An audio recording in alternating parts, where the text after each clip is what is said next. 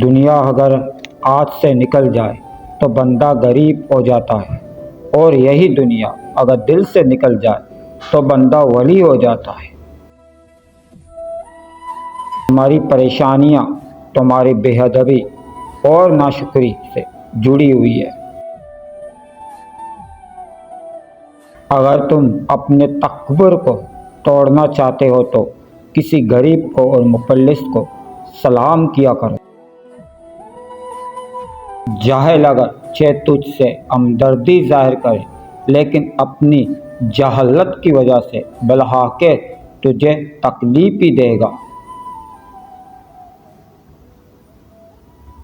اگر تو مرشد اور خدا کو جدا سمجھے گا تو سمجھ لے تیری کتاب بھی گئی اور اس کا دیباچہ بھی گیا۔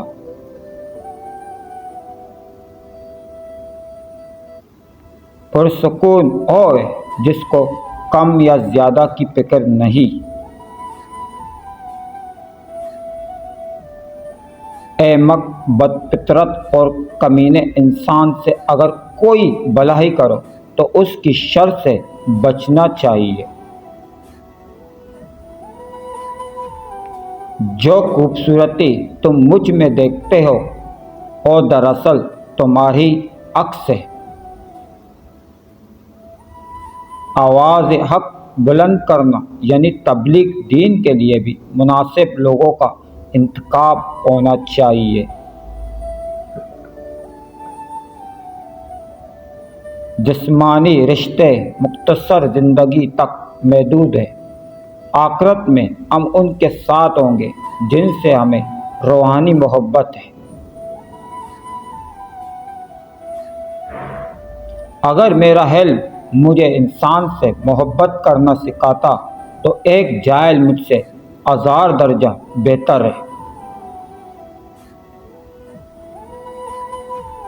میں نے خدا سے کہا میں تمہیں جاننے سے پہلے نہیں مرنا چاہتا۔ خدا نے جواب دیا جو مجھے جان گیا وہ کبھی نہیں مرتا۔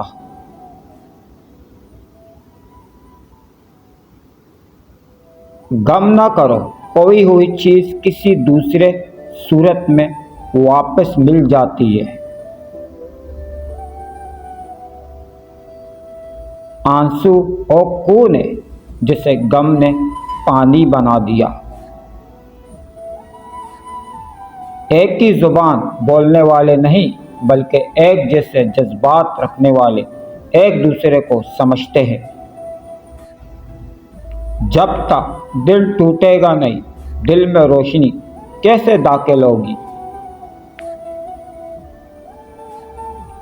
دنیا کو دھوکے کا گھر اس لیے کہا جاتا ہے کہ یہاں پر حقیقتیں الٹی نظر آتی ہے۔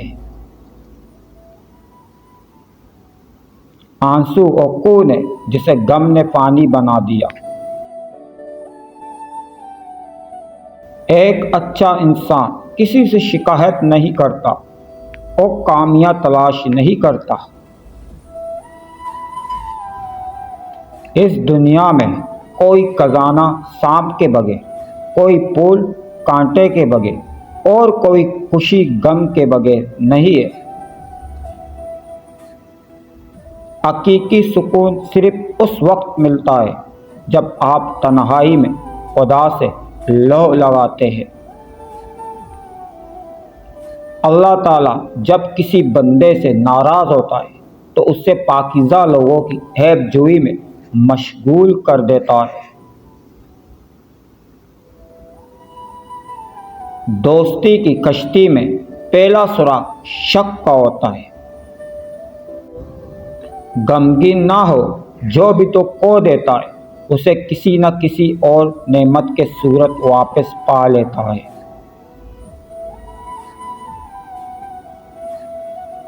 شک اور خوف دل کو 2 حصوں میں تقسیم کر دیتے ہیں۔ کامل یقین اور ہدایت کے دولت اللہ عز و جل کے فضل و کرم سے ہی نصیب ہوتی ہے، اور جو ہدایت کے طالب نہیں ہوتے وہ اس نعمت عظمیٰ سے محروم رہتے ہیں۔ آپ 40 عالموں کو ایک دلیل سے ہرا سکتے ہیں، لیکن ایک جاہل کو 40 دلیلوں سے بھی نہیں ہرا سکتے۔ نیک لوگوں کی قربت سے ہمیشہ فائدہ ہوتا ہے۔ سچائی کے بہت سے راستے ہیں، مگر میں نے جو راستہ چنا وہ محبت کا ہے۔ زندگی کا پانی اندھیروں سے بہتا ہے، اندھیروں سے بھاگو مت بلکہ ان کو تلاش کرو۔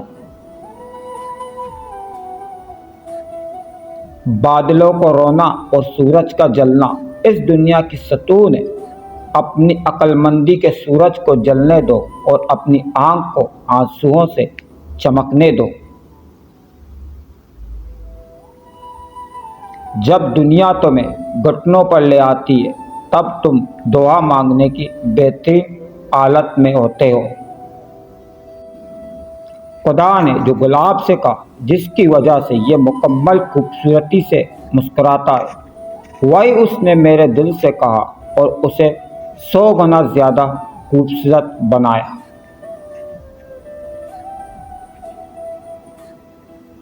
یہ دنیا ایک جال ہے جس کا چارہ خواہشیں ہیں۔ اس جال سے بچو اور جلد اپنا چہرہ خدا کی طرف موڑ لو۔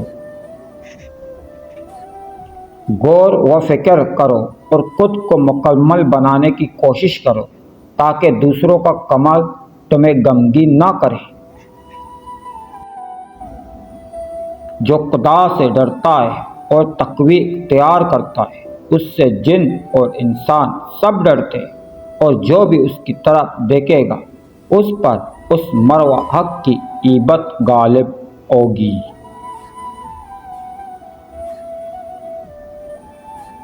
کوئی برا آدمی سزا پائے بغیر نہیں رہتا اور اچھا جزا پائے بغیر نہیں ہوتی۔ حق پر یقین رکھو اور باقی جو ہوتا ہے ہونے دو۔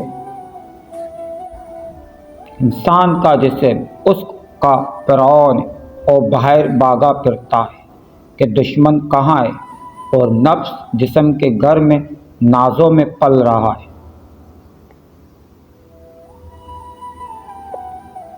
یہ جان لو کہ ڈر ہوتا ہی نہیں، یہ تو بس تمہاری سوچ میں کہیں ہوتا ہے۔ خطرہ ایک حقیقت ہے لیکن ڈر ایک خیال۔ پیچھے مڑ کے مت دیکھو، کوئی نہیں جانتا کہ دنیا کیسے شروع ہوئی۔ مستقبل کے بارے میں نہ ڈرو، کچھ بھی باقی رہنے والا نہیں ہے۔ اگر تم ماضی اور مستقبل میں پھنسے رہو گے تو حال گزر جائے گا۔ ٹوٹا ہوا دل خدا کی توجہ کھینچتا ہے۔ خوش نصیب ہے اور روح جو خدا کے لیے روتی ہے۔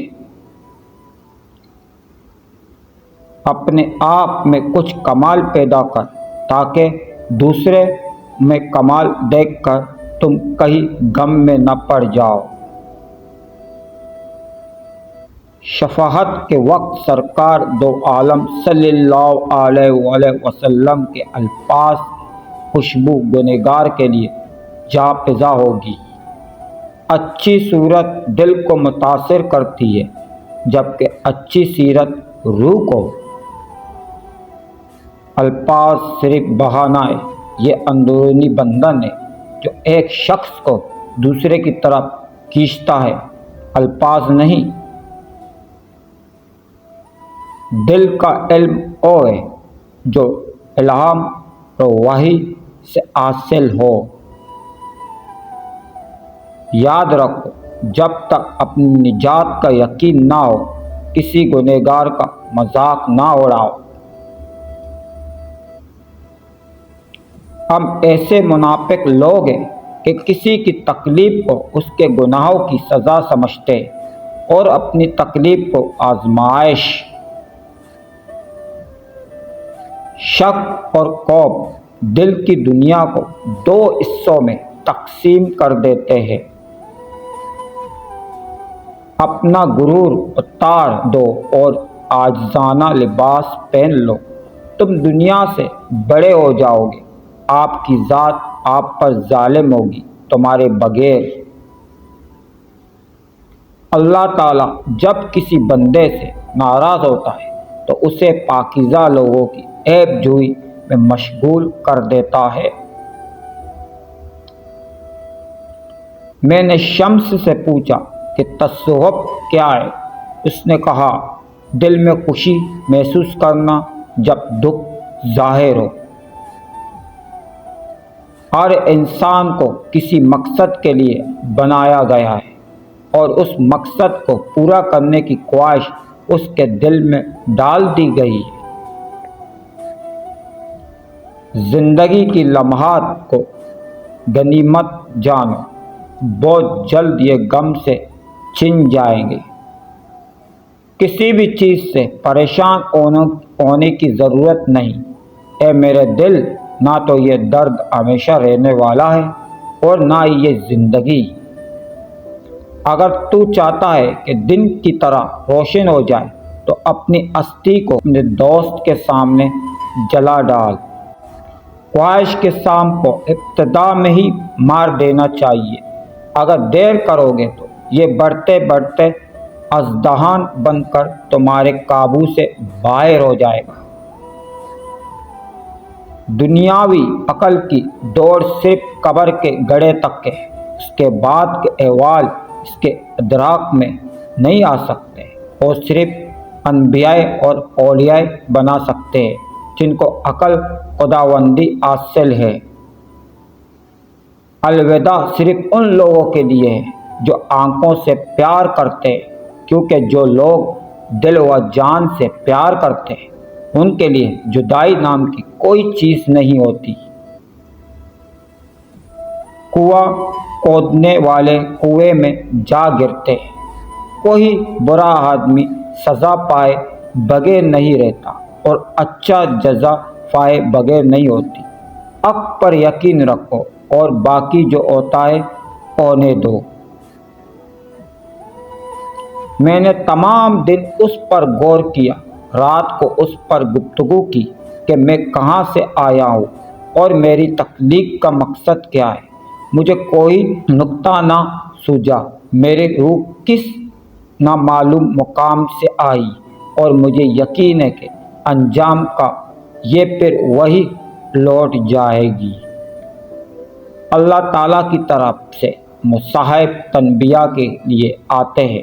یہ عین رحمت ہوتے ہیں تاکہ تجھے غفلت سے بیداری حاصل ہو۔